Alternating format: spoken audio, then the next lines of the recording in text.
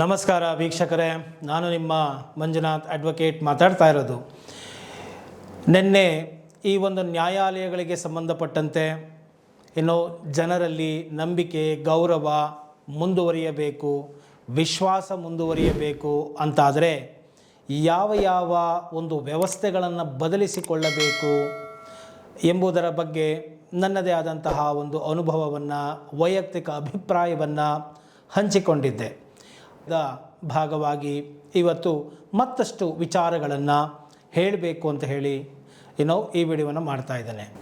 ಕೆಲವೊಮ್ಮೆ ನ್ಯಾಯಾಧೀಶರುಗಳನ್ನ ನಾನು ನೋಡಿದ್ದೇನೆ, ಕೇವಲ ಒಂದು 200 ರೂಪಾಯಿ ಸ್ಟ್ಯಾಂಪ್ ಡ್ಯೂಟಿ ಏನೋ ಕಟ್ಟಿಲ್ಲ, ಅಥವಾ 200 ರೂಪಾಯಿ ಇನ್ನೇನೋ PF ಕಟ್ಟಿಲ್ಲ, ಅದನ್ನು ಕಟ್ಕೊ ಬನ್ನಿ ಅಂತ ಹೇಳಿದರೆ ಮುಗೀತು.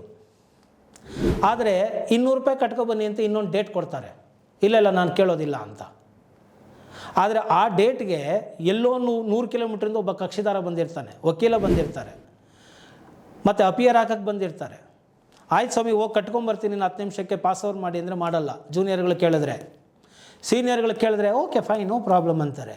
ಯಾಕೆ ತಾರತಮ್ಯ? ಯಾಕೆ? ದುಡ್ಡಿರೋರು ಸೀನಿಯರ್ ಕರ್ಕೊಂಬರ್ತಾರೆ ಸ್ವಾಮಿ, ಲಕ್ಷಗಟ್ಟಲೆ ದುಡ್ಡು ಕೊಟ್ಟು. ಆದರೆ ಬಡವ ಏನು ಮಾಡ್ತಾನೆ? ಯಾವುದೋ ಒಂದು ನೋಡಿ, ಒಬ್ಬ ಫಿಸಿಕಲಿ ಹ್ಯಾಂಡಿಕ್ಯಾಪ್ ವ್ಯಕ್ತಿ ಕಟ್ಟಕ್ಕಾಗ್ತಾ ಇಲ್ಲ ಮೇಂಟೆನೆನ್ಸು, ಆತ ರಿವ್ಯೂ ಪಿಟಿಷನ್ ಹಾಕ್ಕೊಂಡಿದ್ರು. ಅಂದರೆ ಮೊದಲು 4,000 ಆರ್ಡರ್ ಆಗಿತ್ತು. ಇವರ ಒಂದು ದಾಖಲೆಗಳನ್ನು ಸರಿಯಾಗಿ ಪರಿಶೀಲನೆ ಮಾಡಿದರೆ ಟ್ರಯಲ್ ಕೋರ್ಟ್ 4,000 ಆರ್ಡರ್ ಮಾಡಿದರು. ಅದು ಚಾಲೆಂಜ್ ಮಾಡಿಕೊಂಡು ಹೈಕೋರ್ಟ್ಗೆ ಹೋದರು.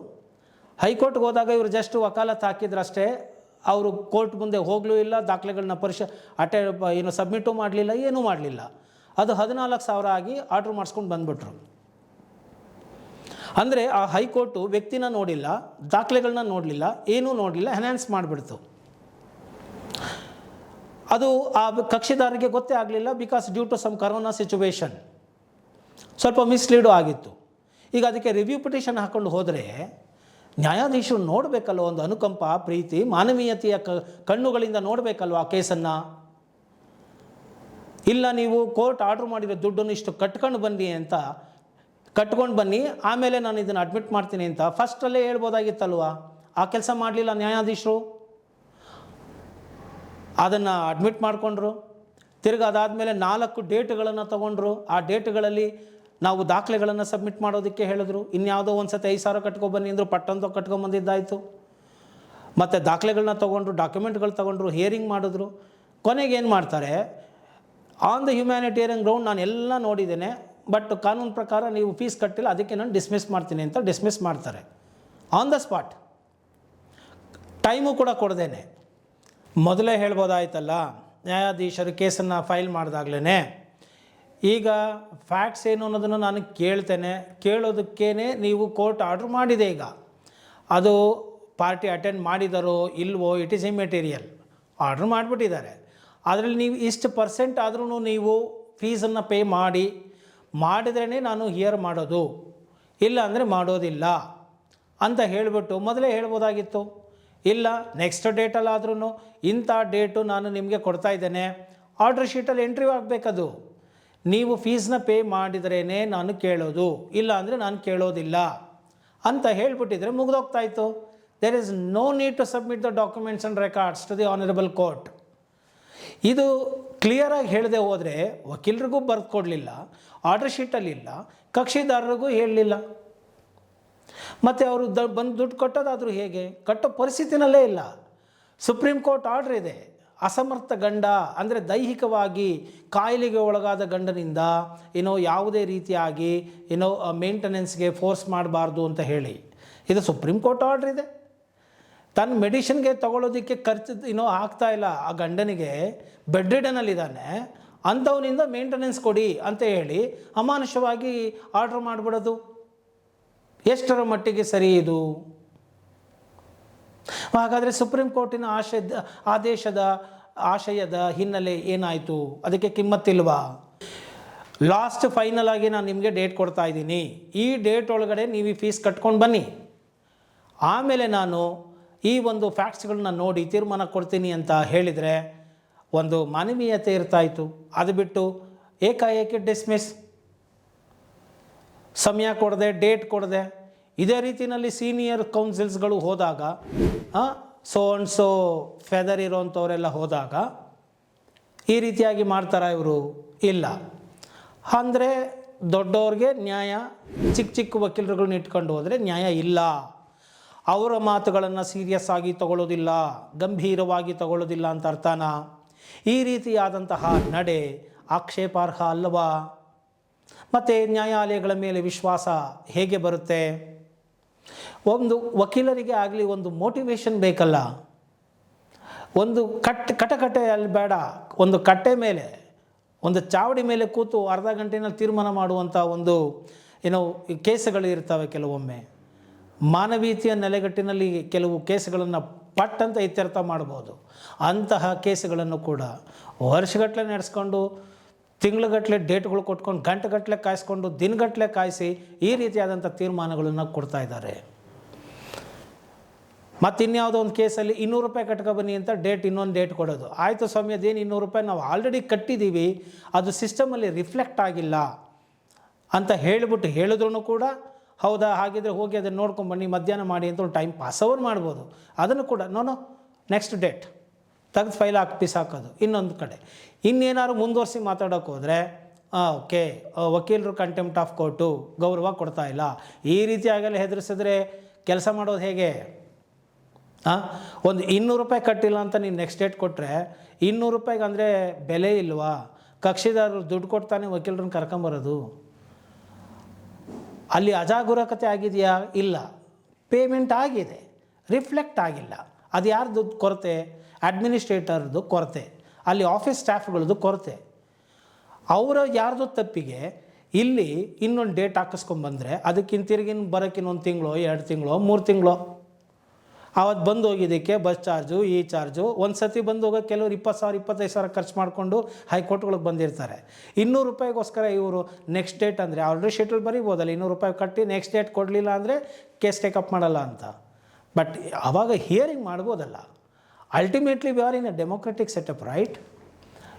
ಇದು ಏನು ಬ್ರಿಟಿಷ್ ರೂಲ್ಗಿನ್ನ ಕಡೆಯಾಗಿ ಹೋಗ್ತಾ ಇದೆಯಾ ನಮ್ಮ ನ್ಯಾಯಾಲಯದ ಒಂದು ಆಡಳಿತದ ವೈಖರಿ? ಇದು ನನ್ನ ಪ್ರಶ್ನೆ, ಇದು ನನ್ನ ಕಳಕಳಿ. ಇದನ್ನು ಕೇಳುವವರು ಯಾರು? ಯಾರಾದರೂ ಒಬ್ಬರು ಕೇಳಬೇಕಲ್ಲ. ಕಾನೂನನ್ನು ಬಲ್ಲವ, ನ್ಯಾಯವನ್ನು ಕೊಡಿಸುವ ವ್ಯಕ್ತಿಯೇ ನಾವು ಮಾತನಾಡಲಿಲ್ಲ ಅಂತ ಹೇಳಿದ್ರೆ, ಧ್ವನಿ ಇಲ್ಲ ಅಂತ ಹೇಳಿದ್ರೆ, ಅವರ ಧ್ವನಿಗೆ ಬೆಲೆ ಇಲ್ಲ ಅಂತಾದರೆ ಮತ್ತು ಇನ್ನು ಯಾರು ಮಾತಾಡ್ತಾರೆ? ಸಾಮಾನ್ಯ ಜನಗಳು ಮಾತನಾಡೋದಕ್ಕೆ ಸಾಧ್ಯ ಆಗುತ್ತಾ ಅನ್ನೋದು ನನ್ನ ಕಳಕಳಿ ಆಗಿದೆ. ಆದ್ದರಿಂದ ಈ ರೀತಿಯಾಗಿ ಸಿಲ್ಲಿ ರೀಸನ್ಗಳಿಗೆಲ್ಲ ಮಾಡಬಾರ್ದು. ಕೆಲವೊಮ್ಮೆ ಕ್ಲರ್ಕ್ಗಳು ಒಂದು ಕಂಪ್ಲೇ ಆಗೋಗಿರುತ್ತೆ, ಅಬ್ಜೆಕ್ಷನ್ ಕಂಪ್ಲೇ ಆಗಿರುತ್ತೆ, ಕೋರ್ಟ್ಗೆ ಹೋಗಬೇಕು, ಫೈಲ್ ಮಿಸ್ ಮಾಡಿಬಿಟ್ಟಿರ್ತಾರೆ. ಫೈಲ್ ಮಿಸ್ ಮಾಡೋದು ಯಾರ ಬೇಜವಾಬ್ದಾರಿ? ಕ್ಲರ್ಕ್ಗಳ ಜವಾಬ್ದಾರಿ ಅಥವಾ ಆಫೀಸ್ ಸ್ಟಾಫ್ಗಳ ಬೇಜವಾಬ್ದಾರಿ. ಅವ್ರು ಮಾಡಿರೋದಕ್ಕೆ ನಾವು ಓಡಾಡಬೇಕು. ನೋಡಿ ಹೇಗಿದೆ ಚೆನ್ನಾಗಿ. ಕೆಲವೊಮ್ಮೆ ಡಿಪಾರ್ಟ್ಮೆಂಟ್ಗಳಿಗೆ ಹೋಗಿ ಹುಡುಕಾಡಿ ತಡಕಾಡಿ ಫೈಲ್ಗಳನ್ನ ಹುಡುಕಿಸ್ಕೊಂಡು ನಾವು ತಗೊಂಬರಬೇಕು. ಎಷ್ಟೆಲ್ಲ ಪ್ರಾಬ್ಲಮ್ಗಳಿದ್ದಾವೆ ಅಂದರೆ ಒಂದು ಸಿಸ್ಟಮ್ ಇಲ್ಲ ಕರೆಕ್ಟಾಗಿ, ಒಂದು ಆರ್ಗನೈಸ್ಡ್ ವೇ ಆಫ್ ಸೆಟಪ್ ಇಲ್ಲ. That's the problem. ಆ ರೀತಿ ಆಗ್ತಾ ಇದೆ. ಈ ಥರದ್ದೆಲ್ಲ ವ್ಯವಸ್ಥೆಗಳು ಬದಲಾವಣೆ ಆಗಬೇಕು. ನೋಡಿ ಕೆಲವೊಮ್ಮೆ ಜಡ್ಜಸ್ಗಳು ಹಿಯರಿಂಗ್ ಮಾಡಿ ಜಡ್ಜ್ಮೆಂಟ್ ರಿಸರ್ವ್ಡ್ ಅಂತ ಮಾಡಿಬಿಡ್ತಾರೆ. ಜಡ್ಜ್ಮೆಂಟ್ ರಿಸರ್ವ್ಡ್ ಅದು ಏನು ಮಾಡಿದ್ದಾರೆ ಅಂತ ಗೊತ್ತಾಗೋಕ್ಕೆ ಕೆಲವೊಮ್ಮೆ 3 ತಿಂಗಳು 6 ತಿಂಗಳು ಕಾಯುವಂತಹ ಪರಿಸ್ಥಿತಿಗಳನ್ನು ನಾವು ನೋಡಿದ್ದೇವೆ. ಇದು ಎಷ್ಟರ ಮಟ್ಟಿಗೆ ಸಮಂಜಸ? ಯೋಚನೆ ಮಾಡಿ. At least either that petition allowed or dismissed or partly allowed ಅಂತನಾದ್ರೂ ಹೇಳಿ ಒಂದು 4 ಲೈನ್ ಪ್ರೊನೌನ್ಸ್ ಮಾಡಿದರೆ, ಓಪನ್ ಕೋರ್ಟಲ್ಲಿ ಪ್ರೊನೌನ್ಸ್ ಮಾಡಿ ಆರ್ಡರ್ ಶೀಟಲ್ಲಿ ಎಂಟ್ರಿ ಆಗಿದ್ದರೆ, ಈ ಕೋರ್ಟಲ್ಲಿ ರಿಫ್ಲೆಕ್ಟ್ ಆಗೋಗ್ಬಿಟ್ರೆ ಅದನ್ನು ತೋರಿಸಿ ಅಟ್ಲೀಸ್ಟ್ ಕಕ್ಷಿದಾರರು they can get instant remedy till the judgment copy released. ಅದು ಕೂಡ ಆಗ್ತಾಯಿಲ್ಲ. ಸೊ ಅದಕ್ಕೂ ಕೂಡ ತಿಂಗಳುಗಟ್ಟಲೆ ಕಾಯುವಂತಹ ಪರಿಸ್ಥಿತಿ ಬರ್ತಾ ಇದೆ. ಇದೆಲ್ಲ ಖೇದನೀಯ, ಶೋಚನೀಯ. ಇದು ನಿಜವಾಗಿಯೂ ಅಡ್ಮಿನಿಸ್ಟ್ರೇಷನ್ನ ಸಿಸ್ಟಮ್ಗಳು, ಸೆಟಪ್ಗಳು ಬದಲಾವಣೆ ಆಗಬೇಕಾಗಿದೆ. ಮತ್ತು ಕೆಲವೊಮ್ಮೆ ನಾವು ಅಸೋಸಿಯೇಷನಲ್ಲಿ ಕೆಲವು ಗ್ರೂಪ್ ಮೆಸೇಜಸ್ಗಳಲ್ಲಿ ನೋಡಿದ್ದುಂಟು. CJI ಅವರ ಬಗ್ಗೆ, ಅವರ ಆಡಳಿತದ ವೈಖರಿಗಳ ಬಗ್ಗೆ ಅಸಮಾಧಾನಗೊಂಡಂತಹ 100 ವಕೀಲರು ಕಂಪ್ಲೇಂಟ್ಗಳನ್ನು ಕೊಟ್ಟಿರ್ತಕ್ಕಂಥದ್ದು, ಮತ್ತು ಸರಿಯಾದ ರೀತಿಯಲ್ಲಿ ಟೈಮ್ನಲ್ಲಿ ಕೆಲಸ ನಿಭಾಯಿಸ್ತಾ ಇಲ್ಲ, ಮೆಮೊಗಳು ಸರಿಯಾಗಿ ಮೂವ್ ಆಗ್ತಾ ಇಲ್ಲ, ಲಿಸ್ಟಿಂಗ್ಸ್ಗಳು ಸರಿಯಾಗಿ ಮಾಡ್ತಾ ಇಲ್ಲ, ರಿಜಿಸ್ಟಿಂಗ್ ಆದ ಕೇಸ್ಗಳು ರೀಚ್ ಆಗ್ತಾ ಇಲ್ಲ. ಇದರಿಂದ ಸಾಕಷ್ಟು ತೊಂದರೆ ಆಗ್ತಾ ಇದೆ. ಸೊ ಕಕ್ಷಿದಾರರು ಮತ್ತು ವಕೀಲರ ನಡುವೆ ಸಾಕಷ್ಟು ಸಂಘರ್ಷ ಆಗ್ತಾ ಇದೆ. ಅವರ ಒಂದು ಕನ್ಸರ್ನ್ಗೆ ಆನ್ಸರ್ ಮಾಡೋದು ಕಷ್ಟ ಆಗ್ತಾ ಇದೆ. ಇದು ಎಲ್ಲವೂ ಕೂಡ ಹೇಳಲಾಗ್ತಾ ಇದೆ. ಇದೆಲ್ಲವನ್ನು ಕೂಡ ತಿಳ್ಕೊಂಡು ಬಗೆಹರಿಸಿಕೊಳ್ಳಬೇಕು ಸೂಕ್ತ ರೀತಿಯಲ್ಲಿ ಎಂಬುದು ನನ್ನ ಒಂದು ಆಶಯ ಆಗಿದೆ.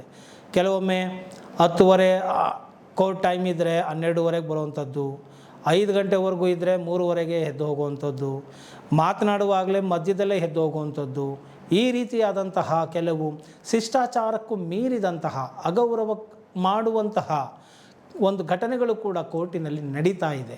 ಇದು ಯಾವುದು ಆಗಬಾರದು. ಸೊ ಮ್ಯೂಚುವಲ್ ರೆಸ್ಪೆಕ್ಟ್ ಅನ್ನೋದು ಇರಬೇಕು. ಒಂದೇ ಯೂನಿಫಾರ್ಮ್ ಹಾಕಿರ್ತಕ್ಕಂತಹ ನ್ಯಾಯಾಧೀಶರು ಮತ್ತು ವಕೀಲರ ನಡುವೆ ಒಂದು ಪರಸ್ಪರವಾದಂತಹ ಒಂದು ಗೌರವ ಭಾವನೆಗಳು ಸಂಬಂಧಗಳು ಇರಬೇಕಾಗತ್ತೆ. ಯಾಕಂದರೆ ನ್ಯಾಯಾಲಯದ ಒಂದು ಕಾರ್ಯ ನಡಿಬೇಕಂತ ಹೇಳಿದ್ರೆ ನ್ಯಾಯವಾದಿಗಳು ಇರಲೇಬೇಕಾಗುತ್ತೆ. ಸೊ ಅವರು ಕೋರ್ಟ್ ಆಫೀಸರ್ಸ್ ಆಗಿರ್ತಾರೆ. ಒಂದು ಮಿನಿಮಮ್ ರೆಸ್ಪೆಕ್ಟ್ ಅನ್ನೋದು ಬೇಕೇ ಬೇಕಾಗುತ್ತೆ. ಆದ್ದರಿಂದ ಅದನ್ನೆಲ್ಲವನ್ನು ನೀಡೋದ್ರ ಮುಖಾಂತರ ನೀವು ಕಾರ್ಯವೈಖರಿಯನ್ನು ಬದಲಾಯಿಸಿಕೊಳ್ಳಬೇಕು ಎಂಬುವಂತಹ ಮಾತನ್ನು ಕೂಡ ನಾನು ಇಲ್ಲಿ ಹೇಳಲಿಕ್ಕೆ ಬಯಸ್ತೇನೆ. ಇನ್ನು ಫೈಲ್ ಯಾರು ಮಿಸ್ ಮಾಡಿ ಇದು ಮಾಡಿದರೆ ಅದಕ್ಕೆಲ್ಲ ನಾವು ಜವಾಬ್ದಾರಿ ಅಲ್ಲ. ಅದನ್ನೆಲ್ಲ ಕಂಪ್ಲೇಂಟ್ಗಳನ್ನು ಬರೆದು ಕೊಟ್ಟಾಗ ಸೊ ಅದನ್ನು ಕ್ಲೀನಾಗಿ ಇಮಿಡಿಯೇಟಾಗಿ ಅಡ್ರೆಸ್ ಮಾಡಬೇಕು. ಆಗ ಜವಾಬ್ದಾರಿಯುತವಾಗಿ ನಡ್ಕೊಂಡಿರ್ತಾರೆ. ಕೆಲವೊಮ್ಮೆ ಯಾವುದೋ ಫೈಲ್ಸ್ಗಳನ್ನ ತೊಗೊಂಡೋಗಿ ಇನ್ಯಾವುದೋ ಫೈಲ್ಸ್ಗಳಲ್ಲಿ ಯಾವುದೋ ಒಂದು ಐಎಗಳನ್ನ ಇನ್ನೆಲ್ಲೋ ಮಿಕ್ಸ್ಗಳು ಮಾಡಿರುವಂತಹ ಸಾಕಷ್ಟು ಉದಾಹರಣೆಗಳು ಕೂಡ ನಮ್ಮ ಕಚೇರಿಗಳಲ್ಲಿಯೂ ಕೂಡ ಸಿಗ್ತಾ ಇರುತ್ತೆ. ನೂರಾರು ಕೇಸುಗಳನ್ನು ನಡೆಸಿರೋದ್ರಿಂದ ಸ್ಕ್ರ್ಯಾಚ್ ಲೆವೆಲಿಂದ ಟಾಪ್ ಲೆವೆಲ್ವರೆಗೂ ಕೂಡ ಯಾವ್ಯಾವ ಥರದ ಒಂದು ಅಬ್ಸ್ಟ್ಯಾಕಲ್ಸ್ ಅಂತ ನಾವೇನು ಹೇಳ್ತೀವಿ, ಅಡೆತಡೆಗಳು ಎಲ್ಲೆಲ್ಲಿದ್ದಾವೆ, ಏನಾಗ್ತಾ ಇದೆ ಅನ್ನೋದು ಕೂಡ ಗೊತ್ತಾಗ್ತಾ ಇದೆ. ಆದ್ದರಿಂದ ಅದು ಆಗಬಾರದು ಅಂತ ಹೇಳಿ ನಾನು ಇಲ್ಲಿ ಮುನ್ನೆಚ್ಚರಿಕೆಯ ಕ್ರಮವಾಗಿ ಅಥವಾ ವಿಶ್ವಾಸ ಮುಂದುವರೆದುಕೊಂಡು ಹೋಗಲಿ ಅಂತೇಳಿ ನಾನು ಯಾವ ನ್ಯಾಯಾಧೀಶರನ್ನು ಕುರಿತು ನಾನು ಮಾತನಾಡೋಕ್ಕೆ ಇಚ್ಛೆ ಪಡೋದಿಲ್ಲ. ಒಂದು ಜನರಲ್ಲಾಗಿ ಹೇಳ್ತಾ ಇದ್ದೀನಿ, ನ್ಯಾಯಾಲಯ ಅನ್ನೋದು ಒಂದು ಗೌರವವನ್ನು ಕಾಪಾಡಿಕೊಂಡು ಹೋಗಬೇಕು. ಸಿಸ್ಟಮ್ ಬದಲಾವಣೆ ಆಗಬೇಕು. ಜನಗಳಿಗೆ ನ್ಯಾಯ ಸಿಗಬೇಕು ಶೀಘ್ರಗತಿಯಲ್ಲಿ. ನ್ಯಾಯಾಧೀಶರಿಗೂ ಕೂಡ ಒಂದು ರಿಲ್ಯಾಕ್ಸ್ ಟೈಮ್ ಅನ್ನೋದು ಸಿಗಬೇಕು ಅಂತ ಹೇಳಿ ಎಲ್ಲರ ಒಂದು ಒಳಿತಿಗಾಗಿ ಎಲ್ಲರ ಹಿತಚಿಂತನೆಯನ್ನು ಇಟ್ಟುಕೊಂಡು ನಾನು ಇಲ್ಲಿ ಮಾತನಾಡ್ತಾ ಇದ್ದೇನೆ ಅನ್ನೋದನ್ನು ಗಮನಿಸಬೇಕಾಗುತ್ತೆ. ಕೆಲವೊಮ್ಮೆ ನೋಡಿ, ಸಣ್ಣ ಪುಟ್ಟದ್ದು ನನಗೆ ಆಗಲೇ ಹೇಳಿದೆ, ಲಿಸ್ಟಿಂಗ್ ಮಾಡಿದಾಗ ಇನಿಷಿಯಲ್ ಮಿಸ್ಟೇಕ್ ಮಾಡಿದಾಗ ನಮಗೆ ಲಿಸ್ಟಿಂಗೇ ಆಗಿರೋದಿಲ್ಲ. ಅಲ್ಲಿ ಆಲ್ರೆಡಿ ಬೇರೆ ಇನ್ನೇನೋ ಮಾಡಿಕೊಂಡು ಜಡ್ಜ್ಮೆಂಟ್ ಮಾಡ್ಕೊಂಡು ಹೊಟ್ಟೋಗಿರ್ತಾರೆ, ಡಿಸ್ಮಿಸ್ ಆಗೋಗಿರುತ್ತೆ. ಯಾಕಂದರೆ petitioner counsel is not present, dismiss ಆಗಿರುತ್ತೆ. ಆಮೇಲೆ ಪಾರ್ಟಿ ಏನೋ ನೋಡ್ಕೊಂಡು ಫೋನ್ ಮಾಡಿ ನಮಗೆ ಮಾಡಿರ್ತಾರೆ, ಡಿಸ್ಮಿಸ್ ಆಗೋಗಿರುತ್ತೆ ಅಂತೇಳಿ ನೋಡಿದ್ರೆ ಅದು ನಮಗೆ ಕೇಸ್ ಇರೋದೇ ಗೊತ್ತಿರೋದಿಲ್ಲ. ಈ ತರಹದ್ದು ಕೂಡ ಆಗಿರುತ್ತೆ. ಆಗ ತಿರುಗಿ ಮತ್ತೆ ಅದನ್ನು ರೀಕಾಲ್ ಅಪ್ಲಿಕೇಶನ್ ಹಾಕ್ಕೊಂಡು ಅಥವಾ ಒಂದು ಇದು ಮಾಡಿಕೊಂಡು ತಿರ್ಗಾ ಮತ್ತೆ ನಾವು ತೊಗೊಂಬಂದಿರೋದಾಗಿದೆ. ಎಷ್ಟೋ ಬಾರಿ ಆರ್ಗ್ಯುಮೆಂಟಲ್ಲಿ ಇರುತ್ತೆ, ಇನ್ನೇನೋ ಹಿಯರಿಂಗ್ ಇರುತ್ತೆ, ಸಡನ್ನಾಗಿ ಏನೋ ಜಡ್ಜ್ಮೆಂಟ್ ಆಗಿಬಿಟ್ಟಿದೆ ಅಂತ ಬರುತ್ತೆ. ಈ ತರಹದ ಸಮಸ್ಯೆಗಳು ಕೂಡ ಕೆಲವೊಮ್ಮೆ ನಾವು ನೋಡ್ತಾ ಇದ್ದೇವೆ. ಸೊ ಅದೆಲ್ಲವೂ ಕೂಡ ನಿಲ್ಲಬೇಕು. ರಿವ್ಯೂ ಪಿಟಿಷನ್ಗಳು ಹಾಕೋದೆ ಪುನರ್ ಪರಿಶೀಲಿಸಿ ಅಂತ ಹಾಕಿದಾಗ ಅಲ್ಲಿ ನಮಗೇನು ಅನ್ಯಾಯ ಆಗಿದೆ ಅದನ್ನು ದಯಮಾಡಿ ನೋಡಿ ಅನ್ನೋದೇ ಅದರ ಉದ್ದೇಶ ಆಗಿರುತ್ತೆ. ಕೋರ್ಟ್ ಆರ್ಡ್ರ್ ಮಾಡಿರ್ಬೋದು ದುಡ್ಡು, ನಾನು ಈಗಾಗಲೇ ಹೇಳ್ದಂಗೆ ಯಾವುದೋ ಒಂದು ಪ್ರಕರಣದಲ್ಲಿ 14,000, ಬಟ್ ಅಲ್ಲಿ ಪಾರ್ಟಿನೂ ನೋಡಿಲ್ಲ, ಡಾಕ್ಯುಮೆಂಟ್ ಹಾಕಿಲ್ಲ, ಏನೂ ನೋಡದೆ ಏಕಪಕ್ಷೀಯವಾಗಿ ಕೋರ್ಟ್ ತೀರ್ಮಾನ ಮಾಡಿರುತ್ತೆ. ಅಂಥ ಸಂದರ್ಭಗಳಲ್ಲಿ ಕೆಲವೊಮ್ಮೆ ನೋಡಿ ಮಾನವೀಯತೆಯಿಂದ ನಡ್ಕೊಳ್ಬೇಕಾಗುತ್ತೆ. ನ್ಯಾಯಾಧೀಶರು ಇರೋದು ನಮ್ಮ ಅಹವಾಲುಗಳನ್ನು ಆಲಿಸಿ ನಮಗೆ ನ್ಯಾಯವನ್ನು ಕೊಡಲಿಕ್ಕೆ ಹೊರತು ಯಾವುದೇ ತರಹದ ಒಂದು ದರ್ಪ ದೌರ್ಜನ್ಯಗಳಿಗೆ ಅವಕಾಶವಿಲ್ಲ, ಮಾಡಕೂಡದು ಎಂಬುವಂತಹ ಒಂದು ಕಳಕಳಿಯ ಪ್ರಾರ್ಥನೆಯನ್ನು ಕೂಡ ನಾನು ಇಲ್ಲಿ ಮಾಡ್ತಾ ಇದ್ದೀನಿ. ಇನ್ನು ಕೆಲವೊಮ್ಮೆ ಡಾಕ್ಯುಮೆಂಟ್ಗಳು ಟೈಪಡ್ ಕಾಪಿಗಳು ಅಂತ ನಾವು ಕನ್ನಡ ಓದಂಗಿರುತ್ತೆ, ಓದೋ ಥರ ಇರುತ್ತೆ, ಆದರೆ ಎಲ್ಲ ಟೈಪಡ್ ಕಾಪಿ ಮಾಡಿ ಹಾಕಿ ಇರಲಿ, ಇದು ಒಂದು ಪ್ರಕಾರ ಅಕ್ಸೆಪ್ಟ್ ಮಾಡೋಣ. ಯಾಕಂದರೆ ಕೆಲವೊಬ್ಬರಿಗೆ ಓದೋದಕ್ಕೆ ಆಗೋದಿಲ್ಲ, ಸೊ ಅದು ಟೈಪಡ್ ಕಾಪಿ ಇದ್ದರೆ ಕ್ಲಿಯರ್ ಆಗಿರುತ್ತೆ ಅಂತ ಹೇಳಿ ಟ್ರಯಲ್ ಕೋರ್ಟ್ಗಳಲ್ಲಿ ಜನ ಎಲ್ಲ ನೋಡ್ಕೊಂಡು ಹೋಗ್ತಾರೆ, ನ್ಯಾಯಾಧೀಶರುಗಳು ನೋಡ್ತಾರೆ. ಇನ್ನು ಹೈಕೋರ್ಟ್ಗಳಲ್ಲಿ ನಾವು ಹಾಕಿದಾಗ ಟೈಪಡ್ ಕಾಪಿ ಅಂತೇಳಿ ನಾವು ಹಾಕಿದಾಗ ಅದರಲ್ಲಿ ಎಲ್ಲೋ ಒಂದೋ ಎರಡೋ ಏನೋ ಒಂದು ಸಣ್ಣ ಪುಟ್ಟದ ಮಿಸ್ಟೇಕ್ ಇದ್ದರೂ ಅದನ್ನು ತಗೋಬೇಕು. ಅದನ್ನು ಒಂದು ಅಬ್ಜೆಕ್ಷನ್ ಕಂಪ್ಲೇಂಟ್ ಮಾಡ್ಕೊಂಡು ಕೂತ್ಕೊಂಡ್ರೆ ಹೇಗೆ? ಕೆಲವು ಕೇಸುಗಳಲ್ಲಿ ಸಾವಿರಾರು ಕಾಪಿಗಳಿರುತ್ತೆ, ಸಾವಿರ ಕಾಪಿಗಳನ್ನ ಟೈಪ್ಗಳು ಮಾಡಿ ಹಾಕಬೇಕಾಗತ್ತೆ. ಎಷ್ಟು ದುಬಾರಿ ಆಗ್ತಾ ಇದೆ. ಬಡವರು ಹೇಗೆ ಮಾಡ್ತಾರೆ? ಬಡವರು ಸಿಗಾಕೊಂಡ್ರೆ, ಲೀಗಲ್ ಟ್ರ್ಯಾಪಲ್ಲಿ ಸಿಗಾಕೊಂಡ್ರೆ ಹೇಗೆ? ಈ ವಿಡಿಯೋ ಮತ್ತು ಈ ವಿಡಿಯೋದ ಉದ್ದೇಶ ನಿಮಗೆ ಇಷ್ಟ ಆಗಿದೆ ಅದರಲ್ಲಿ ಮರೆಯದ ಹಾಗೆ ಲೈಕ್ ಕೊಡಿ, ಇತರರಿಗೂ ಕೂಡ ಶೇರ್ ಮಾಡಿ, ಜ್ಞಾನ ನಿಂತಲ್ಲಿ ನಿಲ್ಲದಂತೆ ಸಹಕರಿಸಿ ಅಂತ ಹೇಳ್ತಾ ಇನ್ನು ಈ ವಿಡಿಯೋವನ್ನು ಇಲ್ಲಿಗೆ ಮುಗಿಸ್ತಾ ಇದ್ದೀನಿ. ಜೈ ಹಿಂದ್, ಜೈ ಕರ್ನಾಟಕ ಮಾತೆ.